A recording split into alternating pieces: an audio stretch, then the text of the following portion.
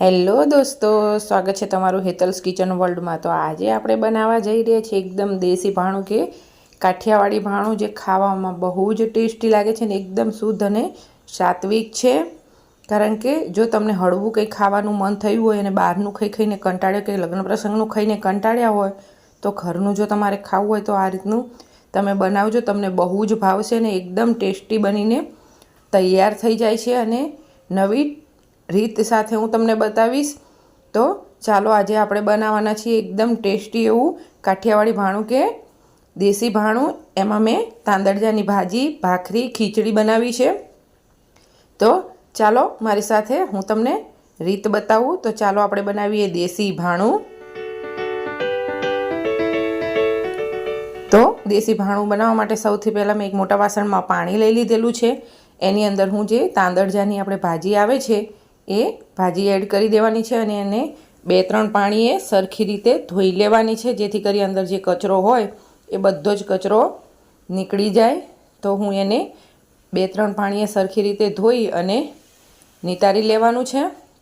તો તમે જોઈ શકો છો કે મેં 2-3 પાણીએ ધોઈ એને આ રીતે કાણાવાળા વાસણમાં છાબડીમાં મેં નિતારી લીધી છે। તો એને હવે આપણે પાણી નિતારવા માટે સાઈડમાં મૂકી દઈશું, ત્યાં સુધી આપણે ખીચડીની તૈયારી કરી લઈશું।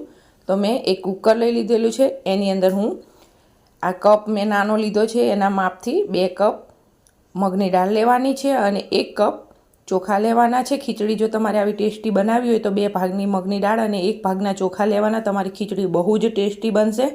તો હવે આપણે આની અંદર પાણી એડ કરી અને 2-3 પાણીએ સરખી રીતે આને વોશ કરી લેવાનું છે આ રીતે।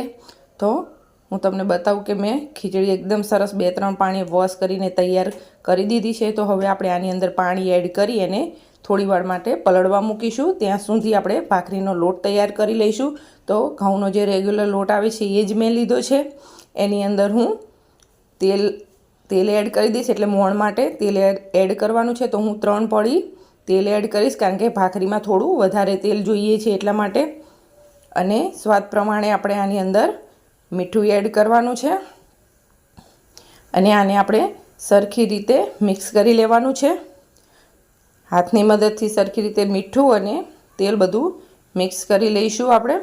તો તમે જોઈ શકો છો કે આ રીતે જ મિક્સ કરી દેશો અને મુઠ્ઠી પડે એવું મોણ દેવાનું છે। તમે જોઈ શકો છો કે આ રીતે મુઠ્ઠી પડે એવું આપણે મોણ આપ્યું છે। તો હવે થોડું થોડું પાણી નાખી આપણે ભાખરીનો એકદમ કડક લોટ બાંધી દેવાનો છે। ભાખરીનો લોટ કડક જ બાંધવાનો, નહીં તો તમારી ભાખરી કડક અને ક્રિસ્પી નહીં થાય, ઢીલી થશે। એટલા માટે લોટ કડક બાંધવાનો।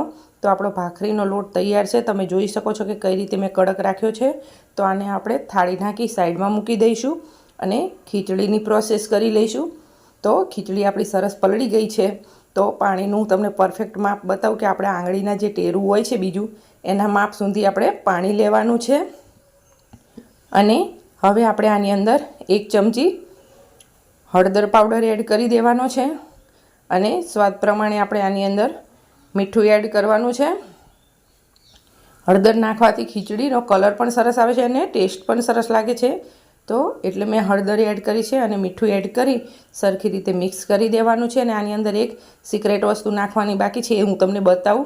તો મેં એક વઘાર્યું કે આ રીતનો ચમચો લઈ લીધો છે, એ મેં સ્પેશિયલ ખીચડી માટે જ રાખ્યો છે। તો એમાં મેં 2 ચમચી જે ઘરનું ઘી આવે એ ઘી લઈ લીધું છે। એ ઘીને આપણે ગરમ કરી લઈશું। તો આપણું ઘી એકદમ સરસ ગરમ થઈ જવા દેવાનું છે।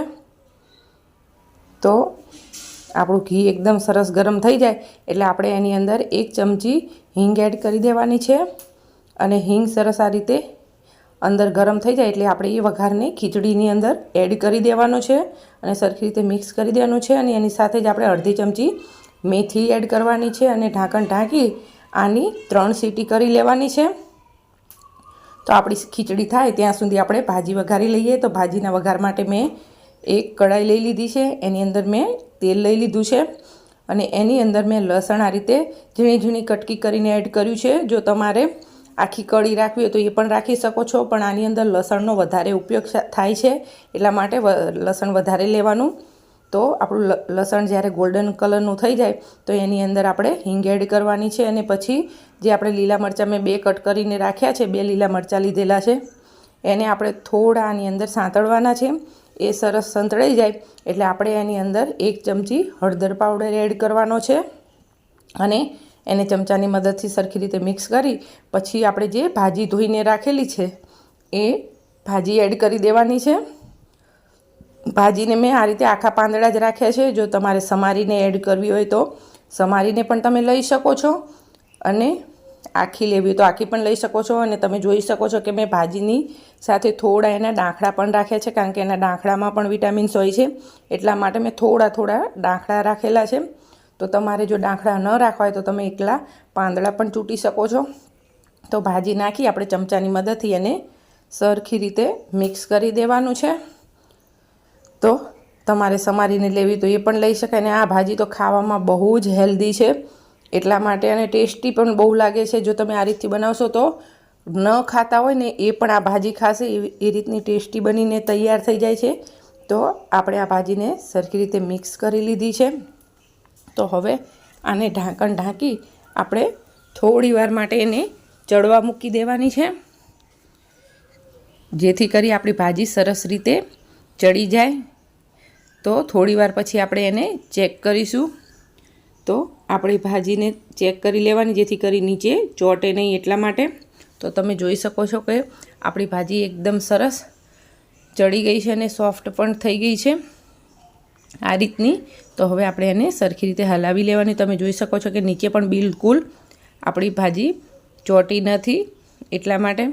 તો હવે આપણે આ ભાજીને અંદર થોડું મીઠું એડ કરી દેવાનું છે। સ્વાદ પ્રમાણે મીઠું નાખવામાં ખાસ ધ્યાન રાખવાનું કારણ કે ભાજી ઓછી થઈ જાય છે તો મીઠું વધારે ન પડી જાય એનું ખાસ ધ્યાન રાખવાનું। અને ભાજીમાં થોડું ઘણું મીઠાનું પ્રમાણ હોય જ છે એટલા માટે મીઠું નાખવામાં ખાસ ધ્યાન રાખવાનું। પછી મેં ભાજીને સાઈડમાં કરી વચમાં ખાડો કરી લીધો છે ને એની અંદર મેં 1 ચમચી લસણવાળો મસાલો જે ખાંડીને રાખેલો છે એ એડ કર્યો છે ને એની ઉપર મેં 1 ટમેટું સમારીને લઈ લીધેલું છે એ ઉપર એડ કરી અને ઢાંકણ ઢાંકી અને આપણે એને સોફ્ટ થવા દેવાના છે।